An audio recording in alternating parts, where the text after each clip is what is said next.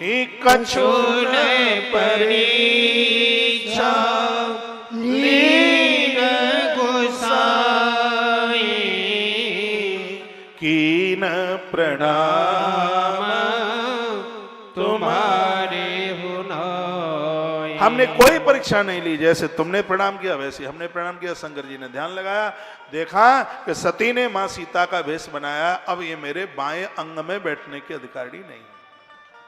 जो मेरी मां बन गई वो मेरी पत्नी कैसे बन सकती है? कथा कहती है संबंधों में पवित्रता होनी चाहिए, संबंधों में बहुत स्वच्छता होनी चाहिए, संबंधों में स्वच्छता होनी चाहिए।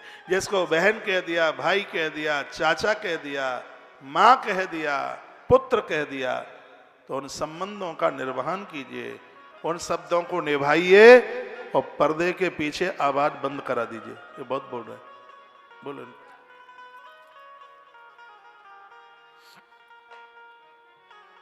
संकल्प ले लिया कि शरीर से अब सती मेरी गृहिणी नहीं बन सकती। आकाशवाणी ने क्या कहा? धन्यस्तम परमेशानम तुम संबोध तथा पढ़ न कोपि मनस्त्रलोकेस्मिन् महायोगी महाप्रभु। आकाशवाणी ने कहा कि धरती पर बहुत हुए, शंकर जैसी प्रतिज्ञा शिव से पहले किसी ने नहीं की और आगे भी कोई नहीं कर सकता। प्रतिज्ञा कर डाली थी कि अब पत्नी के रूप से सती मुझे प्राप्त नहीं कर पाई। महादेव कैलाश आए और 87,000 वर्ष के लिए तप में बैठ गए। रामायण में तो बाबा तुलसी ने बहुत चौपाई यहां डाली है, भगवान को प्रार्थना की है और यहां तक कह दिया है कि हे प्रभु, यदि आप मेरे ऊपर मेहरबान हैं तो जिस शरीर ने भगवान का अपराध किया है, छूटो वेग दे यह मोरी, ये शरीर मेरा जल्दी से छूट गया। जो शरीर अपराध कर डाले, कथाएं कहते हैं वो शरीर धारण करने के लायक ही नहीं। मनुष्य हम बने हैं, धरती पर जन्म लिया, ये बड़ी बात नहीं है। इस शरीर से अपराध न हो, ये बहुत बड़ी बात है। इसलिए बहुत सजगता के साथ अपना जीवन जीने की कोशिश कीजिए। बहुत हम सुरक्षित नहीं हैं, कभी भी कोई घटना घट सकती है। तो मैं बहुत आग्रह पूर्वक बहुत निवेदन करना चाहूँगा कि जो संभल करके चलता है, संसार सावन का रपटना है, कभी भी कोई फिसल सकता है। प्रातः जब आप जागते हो तो भगवान से कहिए कि प्रभु हमें आप ज्ञान दें। आपको पता है सुबह जगते हैं तो एक श्लोक बोला जाता है, कराग्रे बसते लक्ष्मी। आगे के दादा लोग, भाई लोग आप सुनिए, सुबह जब हम जागते हैं तो एक श्लोक बोला जाता है, कराग्रे बसते लक्ष्मी कर मध्य सरस्वती, कर मूले तो गोविंद प्रभाते कर दर्शनम। ये हाथ का दर्शन किया जाता है। तो इसमें क्या बोला जाता है? श्लोक बहुतों को याद है। इसका अर्थ आप जानते हैं? भगवान को बोला जाता है, प्रभु हे लक्ष्मी माँ कृपा करो, मैं मेहनत करके कमा के लाऊं और अपना परिवार चलाऊं। कराग्रे बसते लक्ष्मी, हे माता मुझे काम दे दो। लक्ष्मी का नाम लिया जाता है, पैसा मांगा जाता है। और वो लोग यहाँ बड़े भाग्यशाली हैं, यदि 3-4 घटना उनके घर में नहीं घट रही हैं तो क्या क्या है? नंबर 1, घर में कोई रोगी नहीं है तो उसके लिए स्वर्ग धरती पर आ गया है। कोई बीमार नहीं है, कोई असाध्य बीमारियां नहीं है, धरती पर उनके लिए स्वर्ग चल के आ गया। जिनका कोई दुश्मन नहीं है, स्वर्ग उनके लिए धरती पर चल के आ गया। जिनके घर में जवान बेटी नहीं है, समय से अपनी ससुराल चली गई है, स्वर्ग उनके लिए घर चल के आ गया है। और जिनके पास किसी का कर्जा नहीं है, वो धरती पर क्या वैकुंठ में रह रहे थे। ये 4 चीजें व्यक्ति को तोड़ देती हैं। एक है कर्जा। आप जानते हैं कर्जे को अंग्रेजी में लोन कहते हैं, और लोन का उल्टा करके देखो, लोन ना लो तो ही ज्यादा ठीक है। भले ही चवन्नी की ब्याज क्यों ना हो, कमर तोड़ देगी है। और वो धरती पर शहंशाह का जीवन जीते हैं जिन पर कोई ऋण नहीं है, कर्जा नहीं है। इसलिए इस ऋण से बचिए, उतना काम कीजिए जितनी लंबी चद्दर। कर्जा से मुक्त रहने की जरूरत है। बेटियों को समय पर उनके घर भेज दीजिए, ससुराल भेज दीजिए। ऐसा जीवन मत जीना का साथ बीमारियां चल के आ जाएं। जीवन में मित्र बनाओ, किसी से दुश्मनी मत करो। ये 4 चीजें हैं। वैकुंठ धरती पर उतर के आ गया है। थोड़ा मन ही मन में विचार कर लेना, ये 4 चीजें हैं कि नहीं है। नहीं है तो इसको स्वीकार कीजिए। कराग्रे बसते लक्ष्मी, भगवान को कहो प्रभु हमें काम दे दो, हमें परिवार चलाने के लिए धन दे दो, पैसा दे दो। 4 पुरुषार्थ में से धन का नाम आता है। बुरा क्या है पैसा मांगना।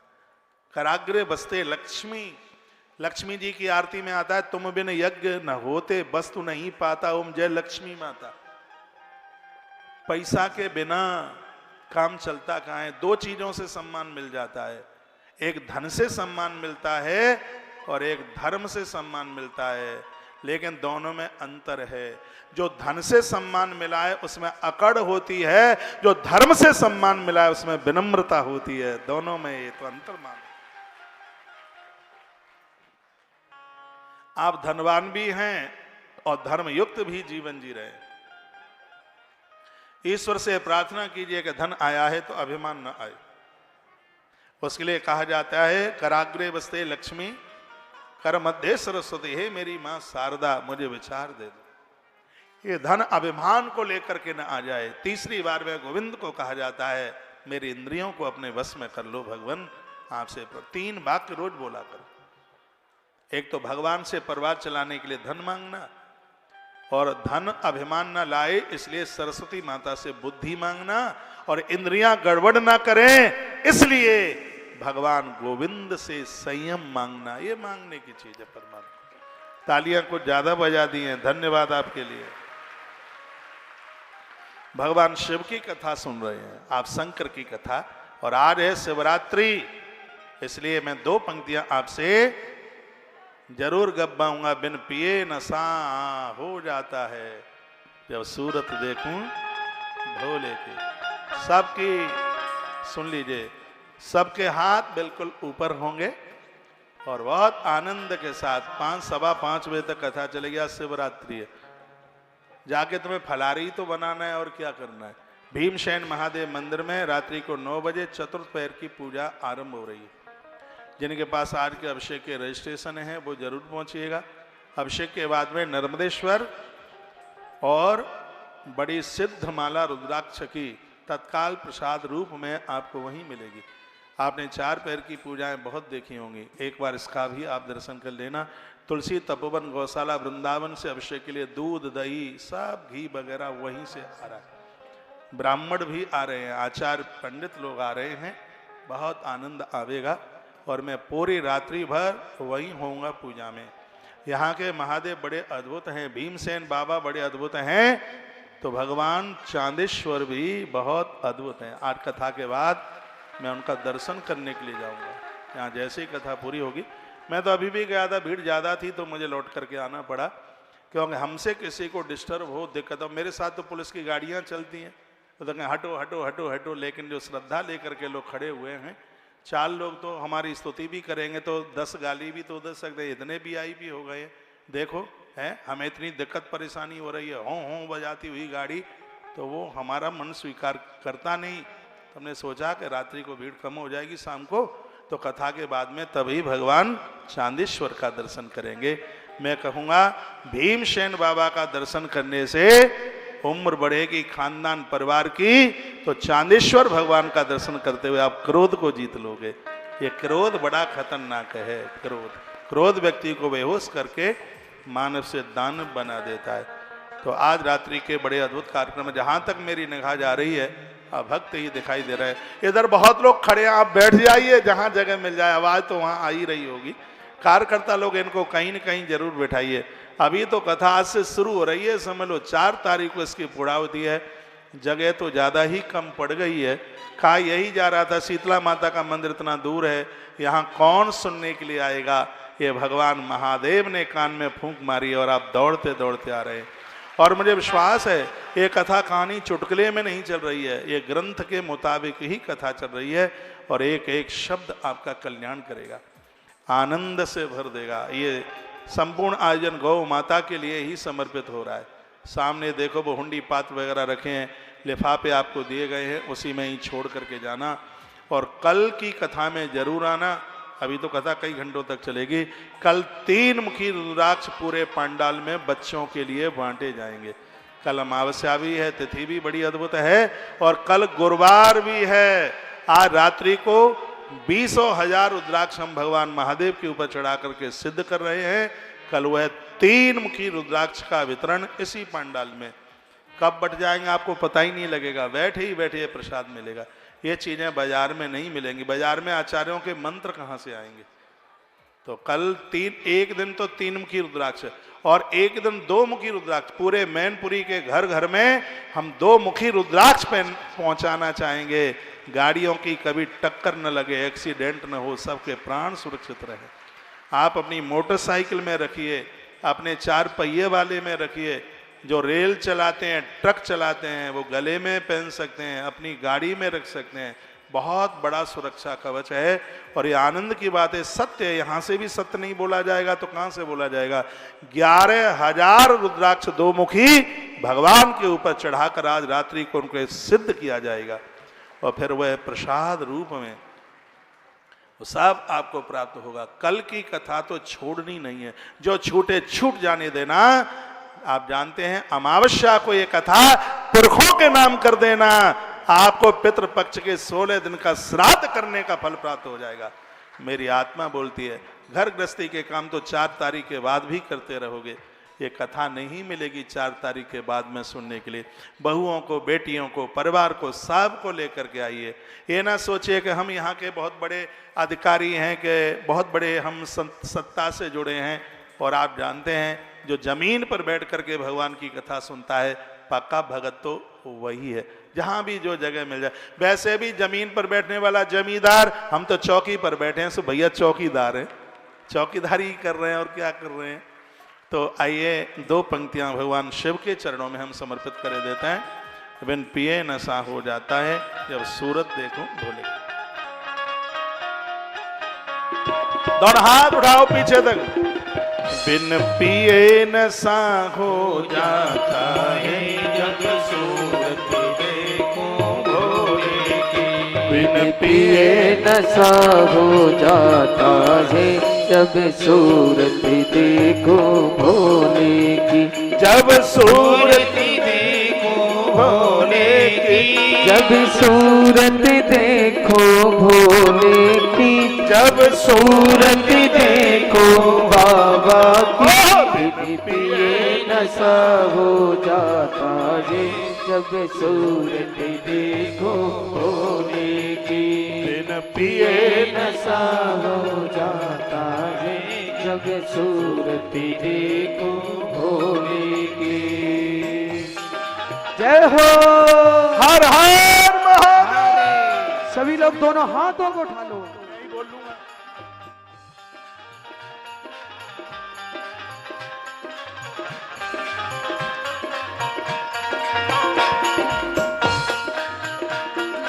जय हो।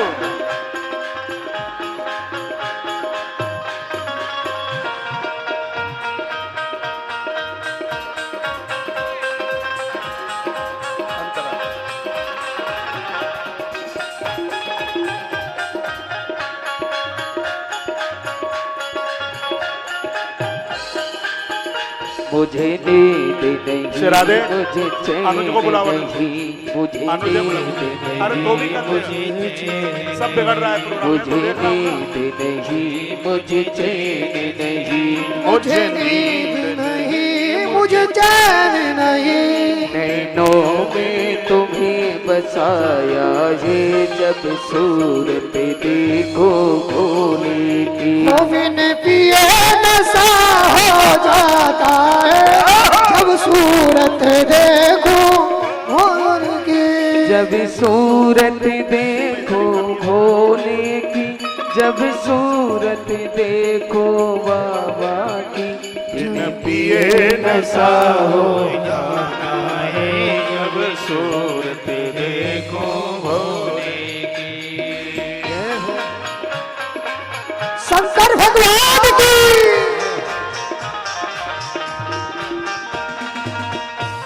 माइक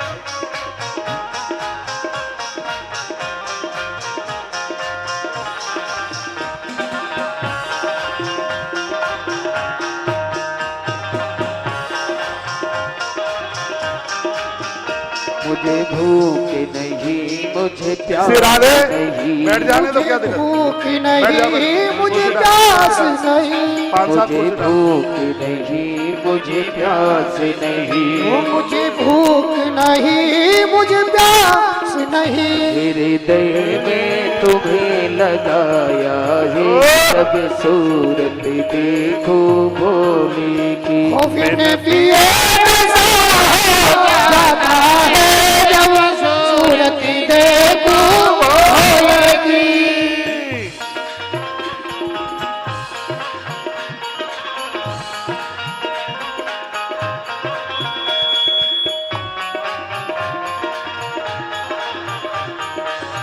राधे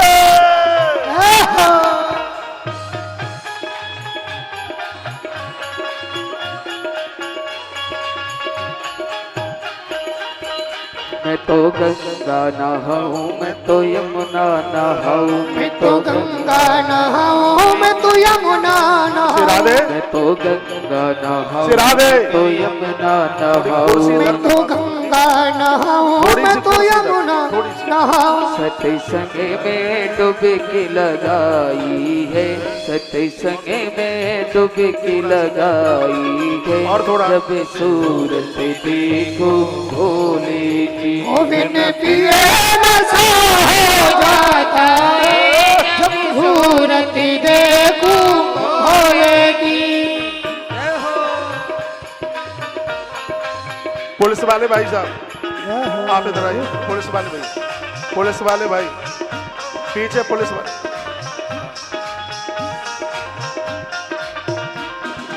हरि बोल।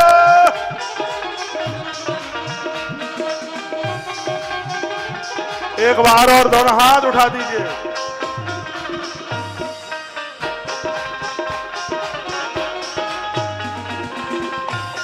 हर हर महादेव, हर घर महादेव।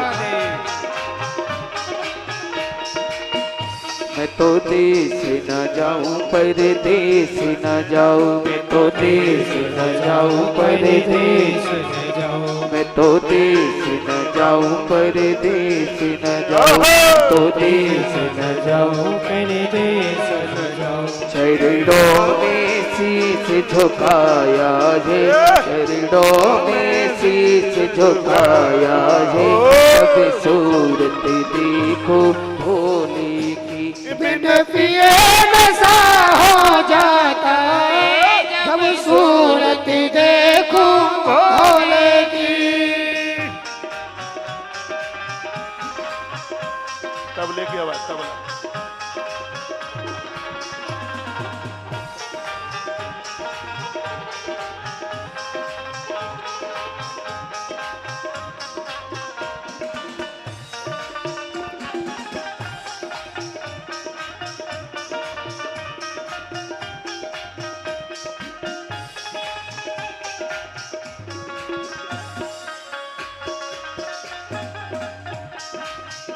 मुझे नींद नहीं, मुझे चैन नहीं, मुझे नींद नहीं, मुझे चैन नहीं, मुझे नींद नहीं, मुझे चैन नहीं, मुझे नींद नहीं, मुझे चैन नहीं।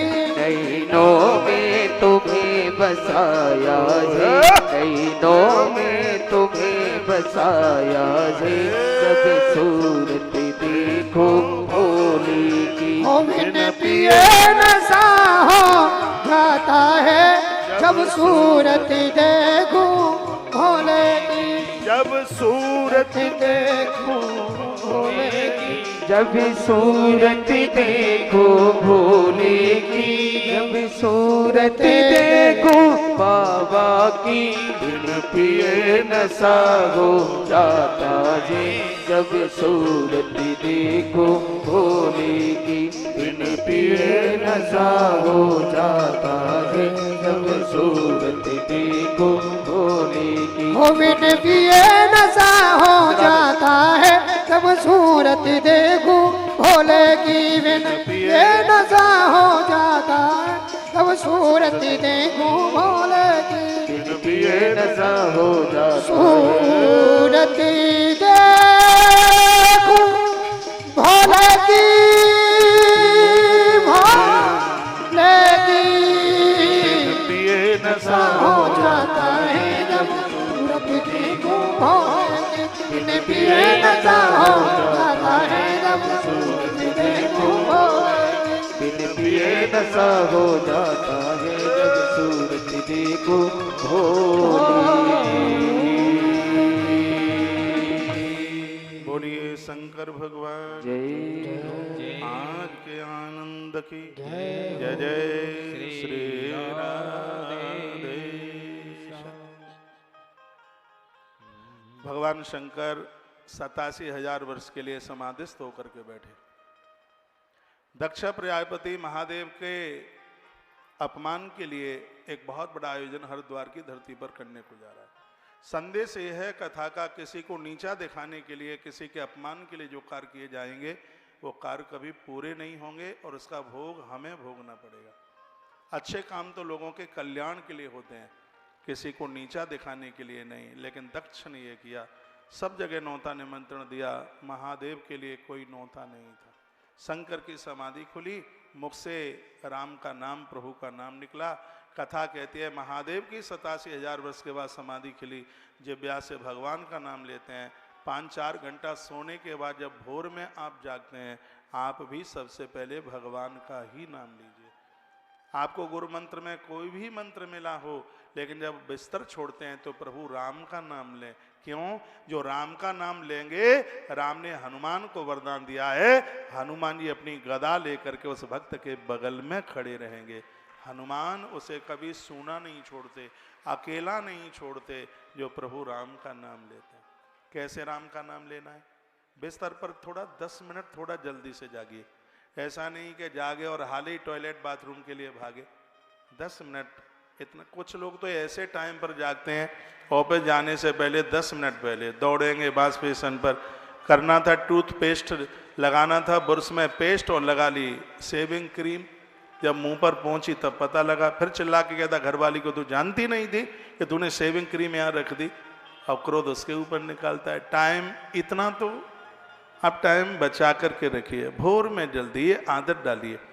जो सुबह में जल्दी जागते हैं, थोड़ा व्यायाम करते हैं, आप चाहे जितनी बड़ी दवाई ले लेना, चाहे जितनी बड़ी, चाहे आयुर्वेद की ले लेना, चाहे एलोपैथ की ले लेना, और मैं बहुत दावे के साथ कहता हूँ, जब तक मधुमेह का रोगी आधा घंटा सुबह आधा घंटा शाम को घूमेगा नहीं, टहलेगा नहीं, तब तक उसकी यह बीमारी खत्म नहीं हो सकती। जो सुबह शाम घूमते रहते हैं उनका कोलेस्ट्रॉल नहीं बढ़ता, उनका बीपी नहीं बढ़ता, और सबसे बड़ी बात है उनका मधुमेह भी बिल्कुल भी नहीं बढ़ता।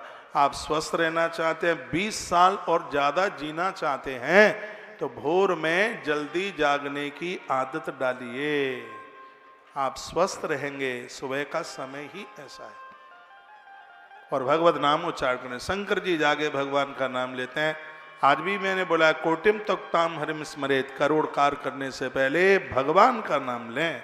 फिर पूरे दिन भर देखिए आप कितने तंदुरुस्त रहते हैं, व्यस्त रहते हैं, मस्त रहते हैं। प्रभु के नाम की इतनी बड़ी महिमा है। मैया को लगा भगवान जागे हैं, वो दौड़ती हुई आई। शंकर जी ने पहले बगल में जगह देते थे, सामने स्थान दिया। भगवती बैठी है और आकाश से, अंबर से विमान जा रहे थे। पूछा ये सब कहाँ जा रहे हैं? शंकर जी ने कहा रास्ता है, जा रहे होंगे। कहा नहीं बताइए। तब भोलेनाथ ने कहा मेरे अपमान के लिए तुम्हारे पिता ने हरिद्वार में एक बहुत बड़े यज्ञ का आयोजन किया है, तो ये लोग सब वहाँ जा रहे हैं। मैया ने कहा हम भी जाएंगे। भोलेनाथ ने कहा हमरे बैर तुम्हें बिसरायु, हमारी वजह से तुम्हारे पिता ने तुम्हें भुला दिया है, नौता नहीं आया। भोलेनाथ ने कहा कि बिना नौते के ना जाना। आपको पता है पियर से नारी के लिए नज़दीक कोई जगह नहीं होती है, लेकिन वहाँ से भी निमंत्रण नहीं है, नौता नहीं है। वैसे तो यह कहा गया है कि भाई के यहाँ, गुरु जी के यहाँ, देवालय में, मित्र के यहाँ, माता पिता के यहाँ बिना बुलाए जाया जा सकता है। लेकिन भगवान महादेव कहते हैं बुलाए जाया जा सकता है जब सामने वाले के चेहरे पर खुशी हो तब।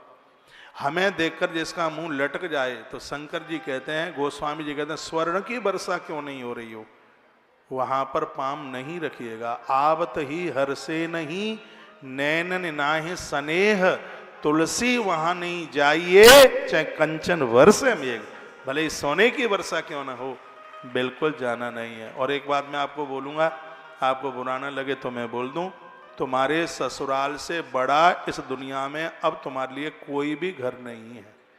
ठेला लेकर के ज्यादा पियर मत भागा करो। हाँ, हर 8वें दिन 10वें दिन, और याद रखना ससुराल पहुंचकर जो देवियां अपने मायके को ज्यादा याद करती हैं वो ससुराल में आनंद से नहीं रह सकती। आनंद से रहना है तो इसको स्वीकार कीजिए, इसको अपना मानिए। सास भी कहे कि चल यहाँ से, पति भी कहे चल यहाँ से, तो कह दो तुम जाओ ना, घर हमारा है। भाग के नहीं आई हैं, डोली में बैठ करके आई हैं, उनको ये जवाब दीजिए। इंद्र की अमरावती से बढ़कर के तुम्हारे लिए ससुराल का घर है। और वो देवियां बड़ी भड़भाग्नी हैं, ससुराल में जहाँ 7 भामर पढ़ के जिस घर में आप पहुंची हैं, और अंत में अर्थी वहां से निकलती है। अग्नि पुराण में तो उसकी बड़ी महिमा का वर्णन किया गया। मैं उन बहनों को कहना चाहूंगा जो विवाह होते ही पति को गाजियाबाद ले जाना चाहती हैं, वहां ले जाना चाहती हैं बेंगलोर, बस ऐसा नहीं है। परिवार को अपना मानिएगा, तभी तो आपको खुशी मिलेगी, तभी तो आपको समृद्धि मिलेगी, आनंद की अनुभूति होती है। आपके बच्चे विवाह के लिए हो रहे हैं, तुम्हारी किसी से पटती नहीं है, सास से तुम्हारी नहीं पटती, नंद से तुम्हारी नहीं पटती, तो क्या तुम्हारे पियर वालों से ही शादी में आनंद आ जाएगा? विवाह करते हैं बच्चों का, 3 तरह के लोगों को बुलाओ। कोई भी फंक्शन करते हैं 3 तरह के लोग आने चाहिए उस फंक्शन में। नंबर 1, ऐसे लोगों को काट दीजिए जो तुम्हारे चरण छूकर तुमसे आशीर्वाद ले रहे हैं। नंबर 2, ऐसे लोगों को निमंत्रण दीजिए जो तुम्हारे गले से मिल रहे हैं, तुम्हारे कंठ से मिल रहे हैं, तुम्हारे यार दोस्त हैं, बराबर के हैं। नंबर 3, अपने उस आयोजन में ऐसे लोगों को जरूर बुलाइए जिसके चरण छू करके तुम आशीर्वाद ले रहे हो। फिर फंक्शन को देखिए क्या अद्भुत फंक्शन होता है। ऐसे लोगों को निमंत्रण दीजिए।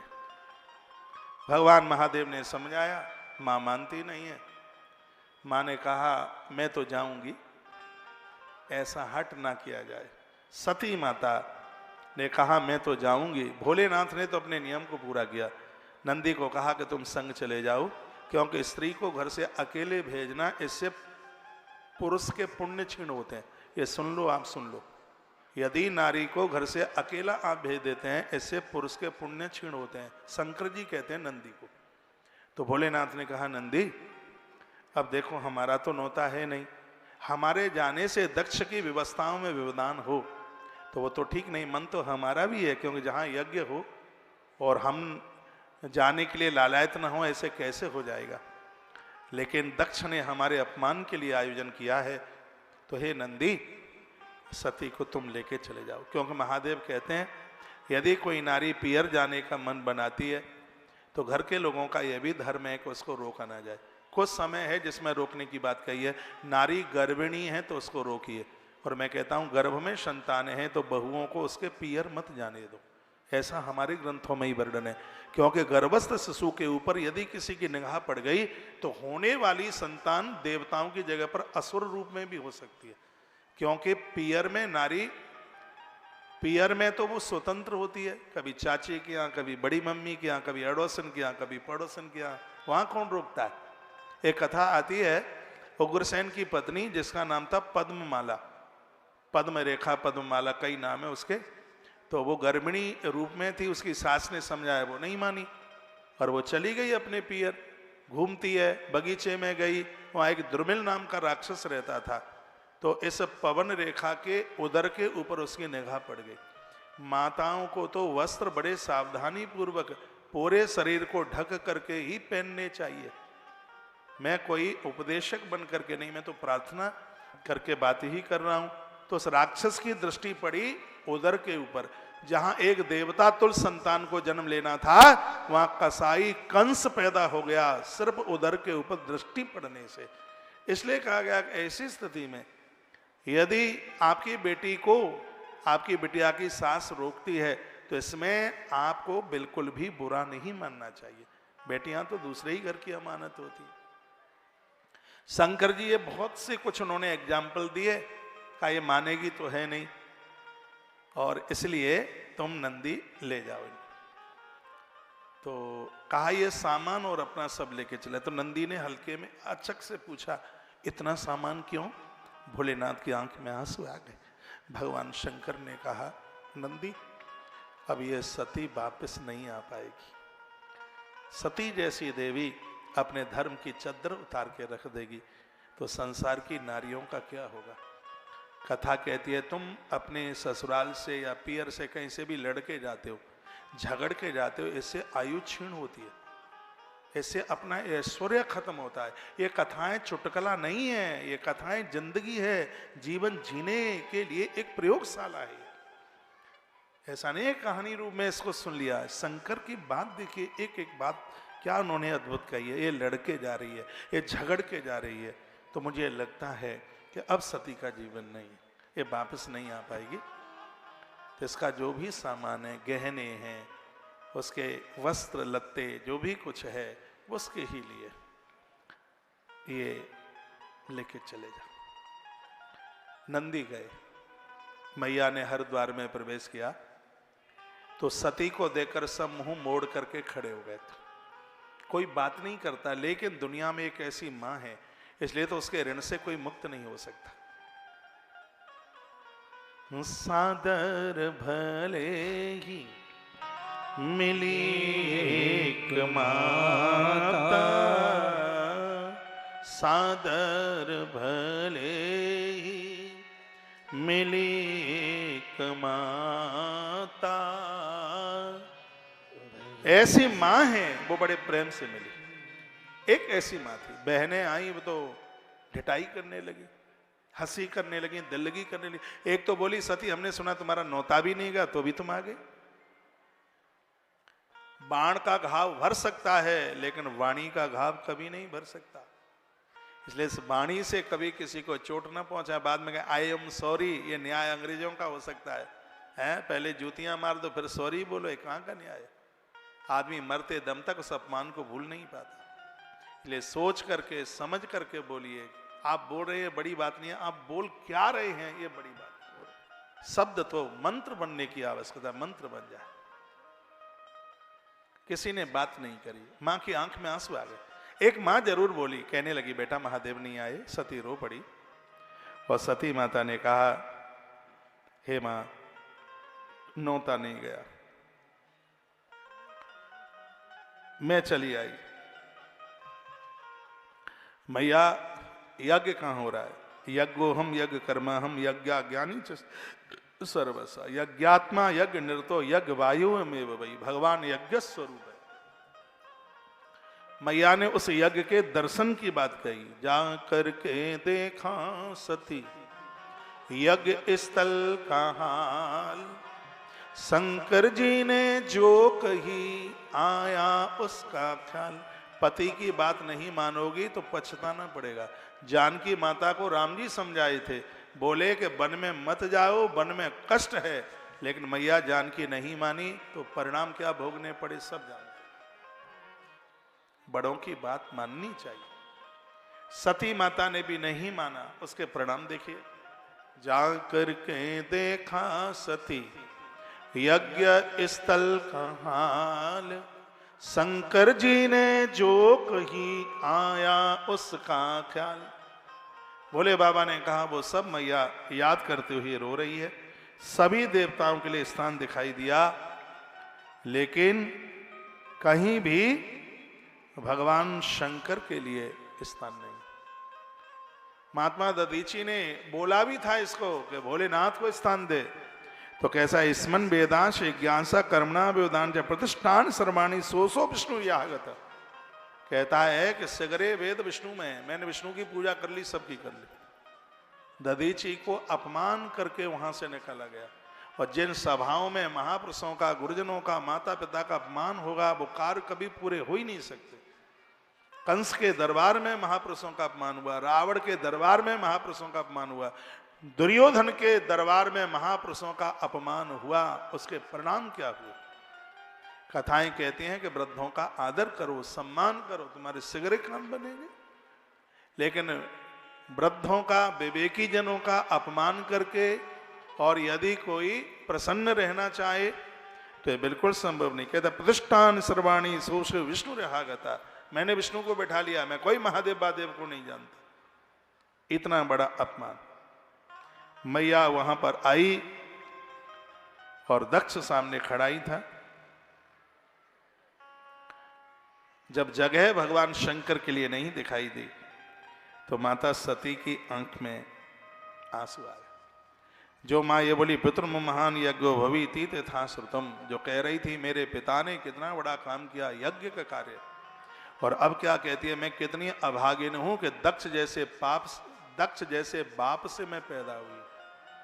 सती माता कहती है कि अच्छे माता पिता तो बड़े पुण्यों से प्राप्त होते हैं, पता नहीं मेरा ऐसा कौन सा अपराध था जिसकी वजह से तुम मुझे पिता के रूप में मिले। सगरे देवता जिसकी देहली पर दरबार में हाजिरी लगाते हैं और ऐसे महादेव का तुमने अपमान किया। मैया ने कहा जितने संत ऋषि महापुरुष यहाँ पर बैठे हुए हैं और जिन्होंने ये त्रुटि गलती की है सबको इसका भोग भोगना ही पड़ेगा। ये मैया बोली। माँ को इतना क्रोध आया, मैया की भ्रकुटी चिढ़ गई और मैया के दाहिने चरण से जमीन में अग्नि प्रकट हो गई और माँ ने कहा हे दक्ष, जो तूने किया है इसका भोग तुझे भोगना पड़ेगा। उसी समय माता की देह में अग्नि का प्रकोप हुआ, छर छर शरीर पूरा झुलस गया। नंदी भृंगी ने यज्ञ को विध्वंसित कर दिया। नारद जी ने भगवान शंकर को कहा ऐसा ऐसा हुआ है। भगवान महादेव को भारी क्रोध हुआ, जटा धरती पर पटकी, सिरा दे इधर ध्यान नहीं है, जटा धरती पर पटकी और उसे एक वीरभद्र नाम का गढ़ तैयार कर दिया। वीरभद्र अपने साथ में बहुत सेना लेता हुआ दक्षा प्रजापति के पास पहुंचा, मस्तक को उखाड़ा, यज्ञ में डाल दिया, दक्ष की मृत्यु हो गई। भगवान नारायण ने महादेव का वंदन पूजन किया। शंकर आस्तोष हैं, बड़े जल्दी प्रसन्न हो जाते हैं। बकरे का मुख तो दक्ष के माथे पर लगा दिया और तत्पश्चात झुलसा हुआ शरीर अपने कंधे पर डालकर भगवान ने धरती का भ्रमण किया, धरती की परिक्रमा करी।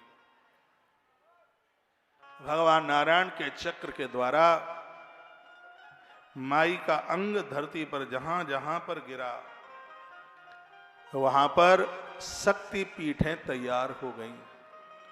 वो लोग बड़े बड़भागी हैं, बड़े भाग्यशाली हैं जिन्होंने इन शक्ति पीठों का दर्शन किया है। बहुत शक्ति पीठ अपने भारत में है, बहुत बांग्लादेश में है, कुछ पाकिस्तान में भी हैं। 51 शक्तिपीठ है, 52वीं शक्तिपीठ, 52वीं शक्तिपीठ माता वैष्णो देवी को स्वीकार किया गया। बताते हैं यदि 51 शक्तिपीठ का पूरा दर्शन नहीं हो पाता है, यदि माता वैष्णो देवी का जो दर्शन कर ले उन्हें संपूर्ण शक्तिपीठ के दर्शन करने का फल प्राप्त हो जाता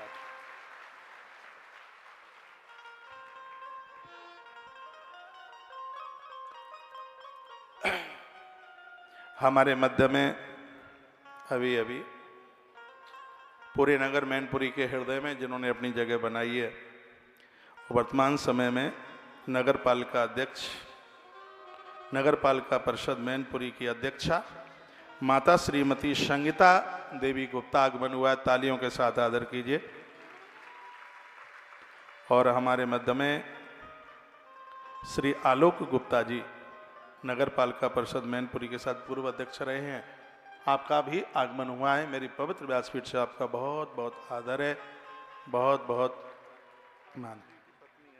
अच्छा, श्री आलोक गुप्ता जी की गृहिणी माता संगीता गुप्ता हमारे मध्य में है। तालियों के साथ में उनका आदर कीजिए, मान कीजिए।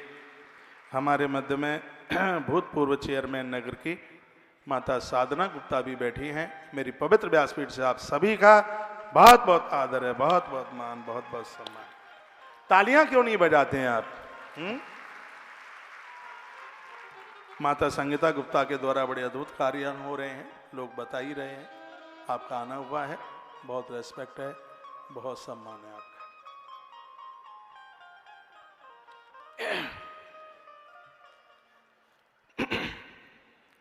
तो मैं निवेदन कर रहा था व्यासपीठ से कि मैया का अंग जहां जो गिरा वहीं शक्तिपीठ बनकर के तैयार हो गई। जो नवरात्रा का व्रत करते हैं, कालका पुराण में लिखा है, उन्हें शक्तिपीठ दर्शन करने का फल तत्काल प्राप्त होता है। नवरात्रा के व्रत में कुछ चीजें प्रमुख हैं, गिनती मैं कराई दे रहा हूं, 5-4 चीजें वो आप सुन लीजिए। एक अखंड ज्योत 9 दिन तक जले। यदि ज्योत पर फूल पड़ता है तो वो बहुत ज्यादा शुभ है। आपका अनुष्ठान बहुत बढ़िया हो रहा है, यदि ज्योत के ऊपर फूल पड़े तो फूल ज्योत को बुझा भी सकता है, तो उसके लिए एक अलग से ज्योत रखिए। जब उस फूल को संभाल रहे हो तो उस ज्योत से ज्योत को जला करके रख दीजिए, फूल को उतारिए। यदि ज्योत बुझ भी जाती है तो बगल का दिया जलाए उसे जला दीजिए, तो वो खंडित नहीं मानी जाएगी, वो अखंड ही मानी जाएगी। वो तपा हुआ, हमेशा ज्योत में तपा हुआ घी डालिए। अग्नि पुराण में लिखा है कि जमे हुए घी से यज्ञ करना अपराध है और जमा हुआ घी ज्योत में डालना भी अपराध है। पहले चूल्हे पर घी को गर्म कीजिए, उसके बाद फिर उसको ज्योत में डालिए। उसकी बड़ी महिमा, उसकी बहुत बड़ी विशेषता बताई गई है। तो अखंड ज्योत, दुर्गा पाठ, कन्या पूजन और यज्ञ,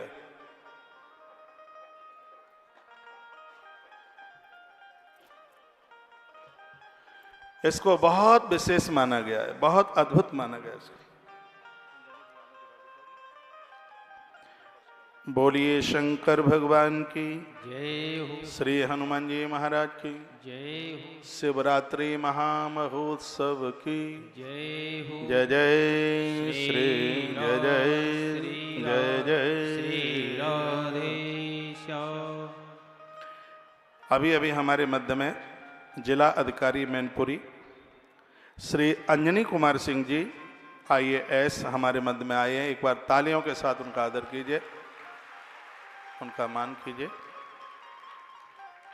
भगवान के बड़े भक्त हैं, वो बड़े धार्मिक हैं, सामाजिक हैं, पारमार्थिक हैं। उनका आगमन हमारे मध्य में हुआ है, अच्छा लग रहा है, बढ़िया लग रहा है। हमारे मध्य में वरिष्ठ पुलिस अधीक्षक मैनपुरी श्री गणेश प्रसाद जी साहा जी का आना हुआ है IPS। मेरी पवित्र व्यासपीठ से उनका बहुत बहुत आदर है, बहुत मान है। उनकी पुलिस व्यवस्था धमाकेदार है। ये इतनी बड़ी बात है, इतना पुलिस सुरक्षा बल तैनात है कि कथा को आज 5वां दिन है। इतनी बड़ी भीड़ में ना तो किसी की चैन कटी, ना किसी का कोई किसी भी प्रकार का नुकसान हुआ। चप्पे चप्पे पर पुलिस सुरक्षा का पूरा ध्यान है। एक बार ताली और बजाइए। जिला अधिकारी साहब मैनपुरी अंजनी कुमार सिंह जी IAS, वरिष्ठ पुलिस अधीक्षक मैनपुरी श्री गणेश प्रसाद जी शाह जी हमारे मध्य में हैं। मेरी पवित्र व्यासपीठ से आपका बड़ा आदर, आपका बड़ा मान है। ये कथाएं हम सुन रहे हैं, ये कथाएं जीवन की व्यथा को समाप्त करते हैं। आप अच्छा अन्न खाते हैं, अच्छा भोजन करते हैं, यह हमारे प्राणों की खुराक है। आप सत्संग करते हैं, आत्मा की खुराक है। जैसे प्राणों को बचाने के लिए अन्न चाहिए, बढ़िया जिंदगी जीने के लिए सत्संग चाहिए।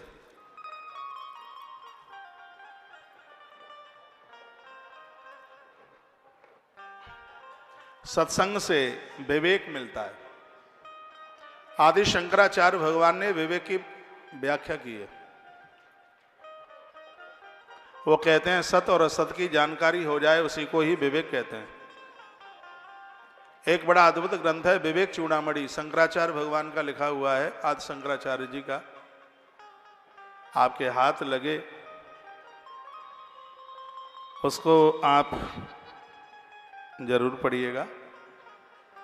पंडाल में बहुत चहल पहल हो रही है, अब आप सब बैठ जाएं तो कथा का और ज़्यादा आनंद ले लिया जाएगा। बोलिए शंकर भगवान की जय हो। रामायण की एक चौपाई रोजाना मैं बुलवाता हूँ और आज से महारात्रि इसी रामायण की चौपाई के साथ 1 लोटा जल महादेव के ऊपर चढ़ाइएगा। आशुतोष तुम अवडर दानी, आशुतोष तुम अवडर दानी, हरति हर मीने जन जाने। आशुतोष तुम अवडर दानी, आशुतोष तुम अवडर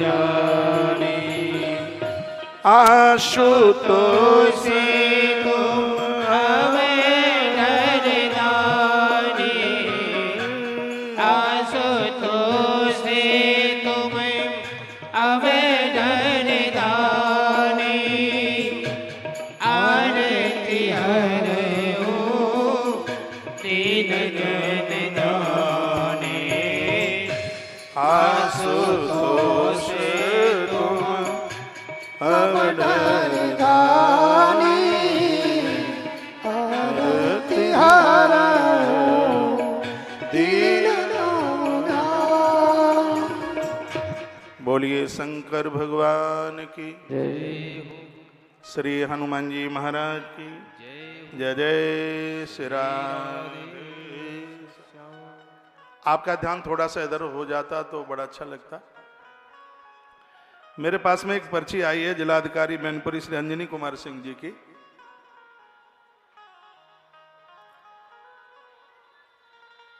इसमें हमसे कुछ पूछा गया है।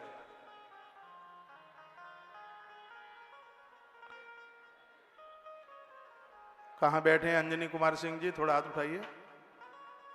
हाँ?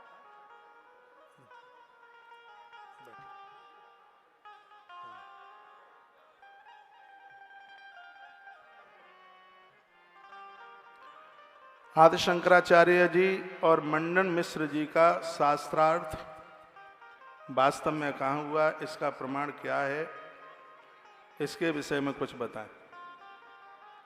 आदि शंकराचार्य भगवान और मंडन मिश्र का बड़ा अद्भुत 42 दिन तक शास्त्रार्थ चला। मंडन मिश्र की जो पत्नी बहुत ज्यादा योग्य थी, मां भारती।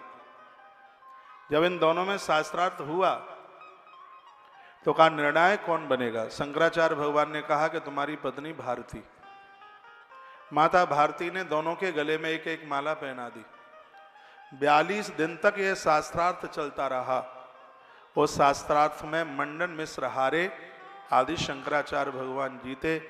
दोनों मालाओं को पहनाने का मतलब यह था जो जीतेगा उसकी माला को मिलाएगी नहीं, जो हारेगा उसकी माला को मिला जाएगी। मंडन मिश्र की माला को मिलाई। आदि शंकराचार्य भगवान को मां भारती ने विजय रूप में घोषित कर दिया। तो बताते हैं कि स्थान ये कहाँ पर है। कई जगह इसके लिए बताई जाती है। एक महेश्वर इंदौर से आगे है ये जगह। मैंने यहाँ भागवत जी की कथा 2009 में की है। वहाँ के लोग कहते हैं कि शास्त्रार्थ यहाँ हुआ। एक स्थान जबलपुर से 93 किलोमीटर आगे है, मंडला। इसके लिए पुराणों में महेशमती शब्द इसके लिए आया है। महेश्वर के लोग कहते हैं कि शास्त्रार्थ यहाँ हुआ। मंडला के लोग कहते हैं कि शास्त्रार्थ यहाँ हुआ। कोई कहता है कि शास्त्रार्थ काशी में हुआ और कोई ये कहता है कि शास्त्रार्थ मथुरा के पास में कोसी में हुआ। अब हुआ कहाँ ये पक्का अभी तक पता नहीं लग पा रहा है, लेकिन 42 दिन तक ये शास्त्रार्थ बहुत अद्भुत हुआ। मंडन मिश्र बहुत अद्भुत, बहुत ज़्यादा ही विद्वान थे और आदि शंकराचार्य भगवान ने उनकी बहुत बड़ाई, उनकी बड़ी प्रशंसा की। दूसरा प्रश्न है इसमें, क्या 8 सिद्धियां होती हैं तो क्या इस कलयुग में ये सिद्धियां आज भी प्राप्त हो सकती हैं क्या? हाँ, सिद्धियां होती हैं। सिद्धि 8 हैं। श्रीमद् भागवत के 11वें स्कंद में इन सिद्धियों का वर्णन किया गया है। अणिमा, महिमा, गरिमा, लघिमा, प्राप्ति, प्राकाम्य, ईश्वत्व और वसित्व, ये 8 प्रकार की ये सिद्धियां हैं। और नित्य की साधना करते करते ये सिद्धियां स्वतः ही चल करके आ जाती हैं। सिद्धियां जादूगरी नहीं है। सिद्धियों का मतलब क्या है? मनुष्य जीवन जीते हुए आप कुमार्ग पर नहीं जा रहे हैं तो इसका मतलब है सिद्धि आपके हाथ में है। आपने क्रोध को जीत लिया है, सिद्धि आपके हाथ में है। आंख में वासना नहीं बैठी है, सिद्धि आपके हाथ में है। जब आपका जीवन दूसरों के लिए समर्पित हो जाता है, आप पारमार्थिक जीवन जीते हैं, यह अपने आप में एक सिद्धि है। श्रीमद् भागवत जी में बड़े अलौकिक रूप से भगवान कृष्ण और उद्धव के साथ में संवाद हुआ है। आपने बड़ी अद्भुत बात पूछी है। सिद्धि शब्द का मतलब है पारलौकिक और लौकिक, इस दोनों जीवनों को सुधार लेना। जब तक जीवित हैं तब तक हमारा ये लोक सुधरा हुआ है, मरने के बाद देवता भी हमारा आदर करें, सिद्धि से प्राप्त हो जाता है। सिद्धि जादूगरी नहीं है। सिद्धि का मतलब है हम सध कर के जीवन जिए हैं। हमने कोई अपने जीवन में गलती नहीं की है, त्रुटि नहीं की है, गलती हुई भी है तो उसको हमने स्वीकार किया है। सिद्धि का मतलब है अपराध विहीन मृत्यु। हमारी जिस समय मृत्यु दुनिया छोड़ करके जाते हैं उस समय हमारे पास कोई भी किसी भी प्रकार का पाप नहीं होता। निष्पाप रूप से जीवन जीना ये सिद्धि है। और सिद्धियों के लिए अड़िमा नाम की सिद्धि साधक अपने शरीर को छोटे से छोटे का मतलब 1.25 फीट का हो जाए ऐसा नहीं है। तो अड़िमा नाम की सिद्धि का मतलब है बहुत बड़ी पद प्रतिष्ठा होते हुए भी आप छोटे बन करके जिए, ये अड़िमा नाम की सिद्धि है। राई के 20 विषय ता 20 पुनि 20 ताते छोटे है रहो तब मिले है जगदीश। अड़िमा नाम की सिद्धि बहुत बड़ा पद होने के बाद, बहुत बड़ा धन होने के बाद, बहुत बड़ी प्रतिष्ठा होने के बाद भी समाज में आप छोटे बन करके जीते हैं, यानी अहंकार शून्य बन करके जीते हैं। ये अड़िमा नाम